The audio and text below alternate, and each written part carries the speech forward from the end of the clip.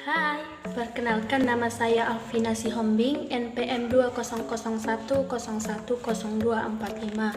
Saya dari Prodi PGSD Universitas HKBP Nomensen Pematang Siantar.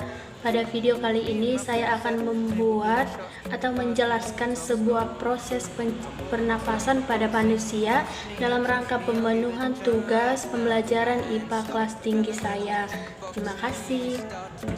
Oke, pada video kali ini saya ada memegang sebuah gambar, yaitu tentang proses pernapasan pada manusia, di mana pernapasan pada manusia dimulai dari rongga hidung, yang kedua masuk ke faring, lalu yang ketiga masuk ke laring, yang keempat masuk ke dalam trakea, yang kelima masuk ke dalam bronkus, lalu keenam masuk dalam bronkiolus, selanjutnya masuk ke dalam paru-paru, lalu terakhir melalui diafragma. Oke, melalui gambar ini kita simak satu persatu ya. Oke, yang pertama kita mulai menjelaskan dari hidung. Di dalam hidung kita ini kita mempunyai selaput lendir, di mana selaput lendir di dalam hidung kita ini berfungsi untuk menangkap benda-benda yang masuk ke dalam tubuh kita. Selanjutnya di dalam hidung kita ini memiliki rambut halus maupun rambut kasar, di mana rambut-rambut pada hidung kita ini berfungsi untuk menyaring benda-benda yang masuk ke dalam tubuh kita melalui udara. Oke, selanjutnya kita masuk ke dalam faring atau tenggorokan. Di dalam faring ini terdapat faring atau tenggorokan ini merupakan sebuah sistem pernapasan yang terdapat di bagian belakang mulut dan hidung kita. Faring atau tenggorokan kita ini merupakan sebuah persimpangan antara saluran pencernaan dan saluran pernapasan pada manusia. Oke, fungsi utama dari faring ini merupakan sebuah saluran dari udara yang masuk atau yang keluar dari tubuh kita. Dalam faring kita ini terdapat sebuah pita suara yang apabila udara masuk ke dalam faring kita ini, maka akan muncul sebuah suara dari dalam pita suara kita ini. Sistem pernapasan berikutnya adalah trakea atau batang tenggorokan. Tenggorokan merupakan sebuah sistem pernapasan yang terdapat dari batang leher hingga batang dada.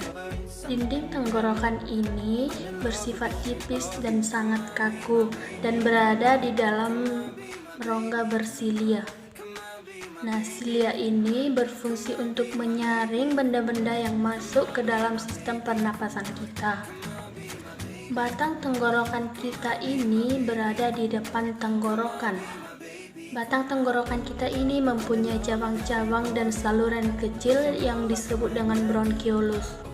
Nah, di dalam bronkiolus ini terdapat gelembung-gelembung kecil, di mana gelembung-gelembung kecil ini disebut dengan gelembung paru-paru atau alveolus. Yang keempat yaitu sistem pernapasan laring.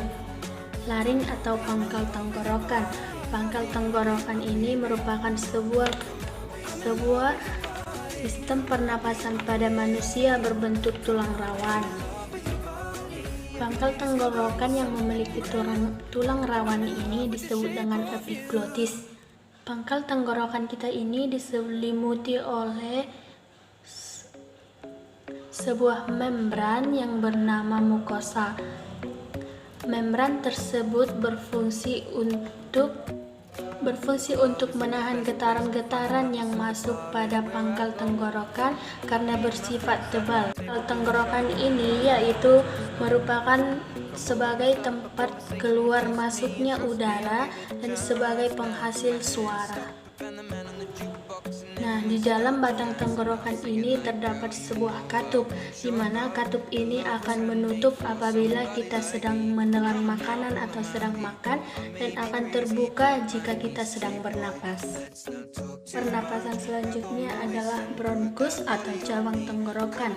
Fungsi utama bronkus ini yaitu sebagai tempat keluar dan masuknya udara dari dan menuju paru-paru. Bronkus atau cabang tenggorokan ini memiliki cabang-cabang lagi atau disebut dengan bronkiolus. Sedangkan cabang-cabang yang kecil yang masuk ke dalam paru-paru disebut dengan alveolus. Alveolus ini memiliki sebuah kapiler darah, di mana kapiler darah ini merupakan sebuah saluran sebagai tempat masuknya udara menuju dalam. Oke, sistem pernapasan selanjutnya adalah bronkiolus atau bronkiol, di mana bronkiolus ini merupakan sebuah cabang dari bronkus. Perbedaannya, bronkiolus ini mempunyai dinding yang lebih tipis daripada bronkus. Bronkiolus ini terdapat di dua bagian, yaitu terdapat dua bagian di sebelah kiri dan 3 bagian di sebelah kanan, di mana bronkiolus ini akan membentuk sebuah pembuluh halus. Oke, selanjutnya adalah alveolus. Alveolus ini merupakan sebuah saluran buntu yang membentuk saluran-saluran udara, di mana alveolus ini mempunyai dinding yang tipis dan berdekatan dengan kapiler darah. Fungsi utama alveolus ini sebagai permukaan respirasi dan cukup untuk menukarkan gas ke dalam saluran tubuh. Oke, sistem pernapasan selanjutnya adalah paru-paru.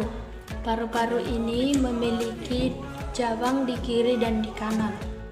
Atau lebih tepatnya, paru-paru ini mempunyai sepasang atau berjumlah sepasang terletak di dalam rongga dada kiri dan di rongga dada kanan, di mana paru-paru kanan mempunyai 3 lobus atau gelambir, sedangkan paru-paru kiri mempunyai 2 lobus atau gelambir. Di dalam paru-paru kita ini memiliki 300 alveolus. Di dalam paru-paru kita ini terdapat saluran pleura yang dimana berfungsi untuk melindungi paru-paru ketika melakukan pernapasan. Selain itu, paru-paru juga memiliki 2 lapisan. Baiklah teman-teman, itulah tadi organ pernapasan manusia atau sistem pernapasan manusia. Semoga dari gambar yang saya tunjukkan ini dan serta penjelasan yang sudah saya jelaskan satu persatu tadi, semoga dapat membantu dan bermanfaat bagi teman-teman sekalian. Terima kasih dan bye.